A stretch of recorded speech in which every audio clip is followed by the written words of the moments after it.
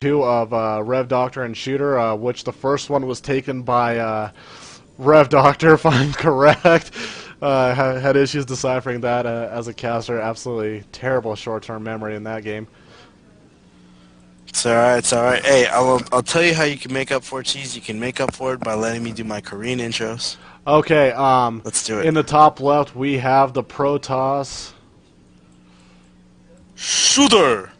And at the bottom left we have our 1-0 Terran. RevDoctor! Nice. I actually like that. But, God, those voices that they do, I don't know who they get, but they are just so mean and loud. Oh man, They are aggressive little voices. Like even like you always see Tasteless and Artosa. They're like Jesus. So somebody was pissed off doing these names. Absolutely. Hey man, Asia, the original home of the Street Fighter. That's where it comes from. Mm-hmm. You can't stop it. Oh, definitely can't. God, Hadouken. Yeah, there you go. Hadouken. Yeah. Yeah. Did you see at the MLG Columbus? Yes, I did. Who Hadouken who? It was a MMA Hadouken Indra. Yes, it was. I'm pretty sure it was either MMA or MVP. I don't know. I definitely know though for sure. Also, it was MC did the whole cutthroat to Idra also. Yep, and Idra responds with the classic American bird. Great, yeah, very classy by Idra. Really quick looking at the game, we're still in early game production tab. For those who don't know, we are on MLG Tal'Darim.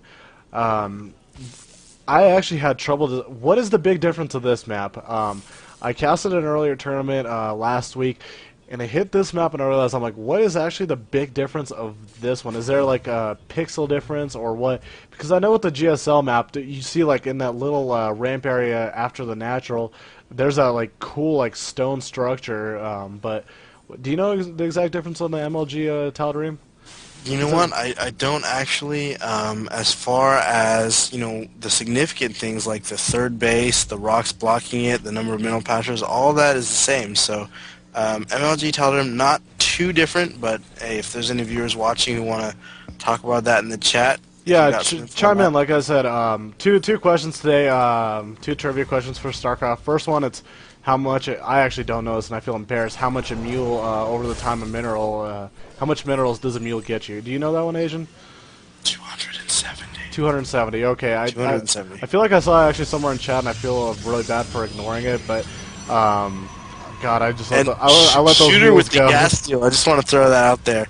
Throws up in a simulator on one of Doctor's gases, so pretty annoying there already.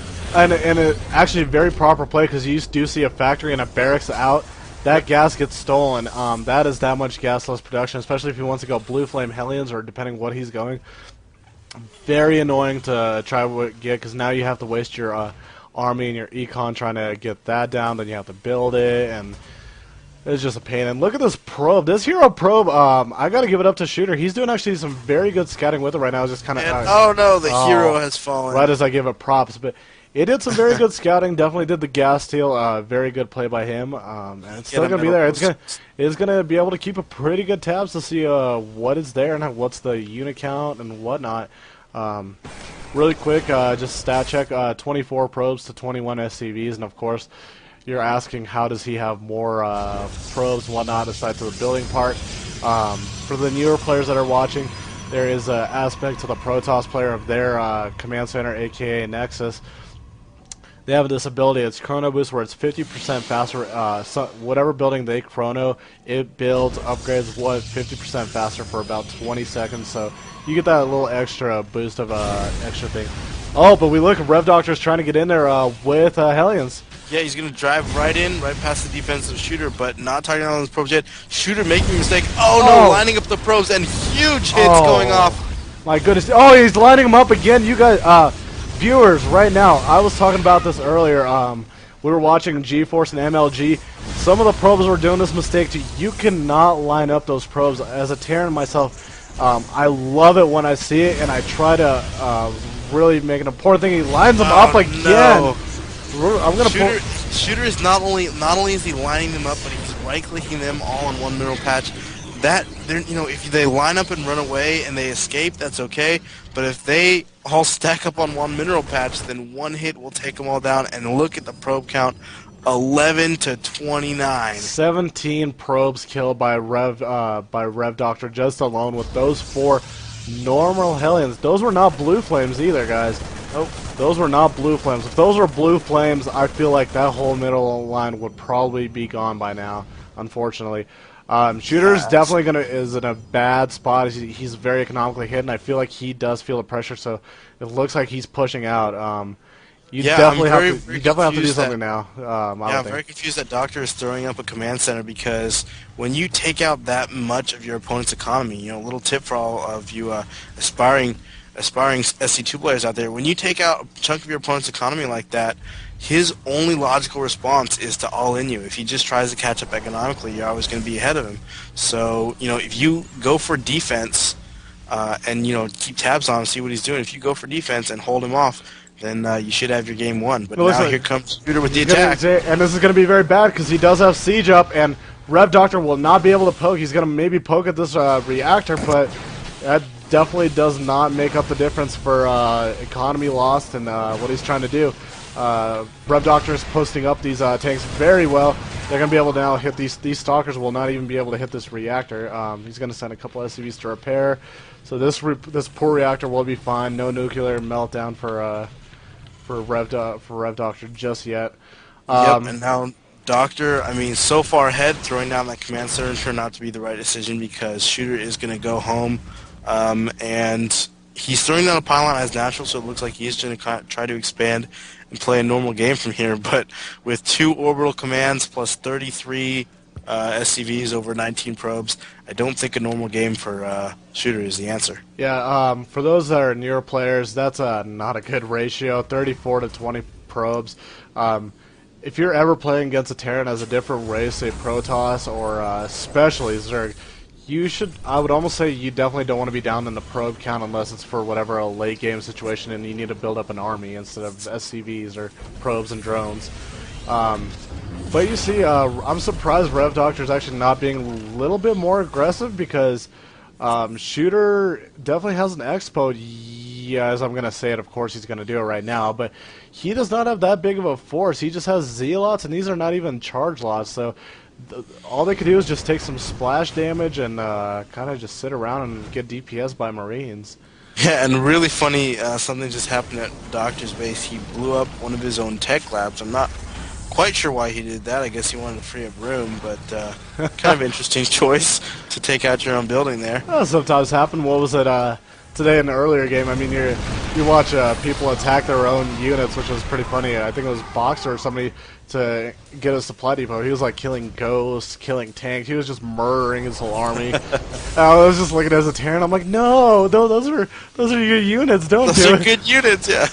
Well, ShOoTER just ran his army into the Doctor's siege line and lost about 3 or 4 zealots and took a damage on a bunch of them. So ShOoTER, the siege tanks were a great idea, because the reason that siege tanks aren't very often seen in TVP is because of charge lots, but this early on in the game, and especially with that massive economic damage. And I'm looking right now at the upgrades for ShOoTER. Still not researching it. It doesn't have the gas. I don't know if he will right now. Well, looks like he was going for DTs, but he went ahead and canceled that Dark Shrine. And there he goes, charge lots. There's the charge lots upgrades. I think it was actually a smart decision not to do DTs. RevDoctor does have 2 command centers up, so that gives him a couple scans when he wants to. He's building a 3rd command center. He also does have and especially if you see a starport, it kind of throws you off. I don't know if he's. I'm gonna pull up the ShOoTER cam. Oh, do you guys hear those Russian mods? I just got a Russian mod because I'm Russian, so it's like cool hearing the voices. But yeah, anyways, ShOoTER actually does not see any of this in the middle of the base. I'm sorry you can't see Asian off mine, but if you look at ShOoTER's cam, he can actually see none of these like barracks and this starport. He can't see any. Yeah, very interesting. All he sees is a factory and just 1 barracks and a second command center building, which is weird. The 3rd one building. Weird. But anyways, we're gonna Here comes Doctor with the big attack. Now sieging up.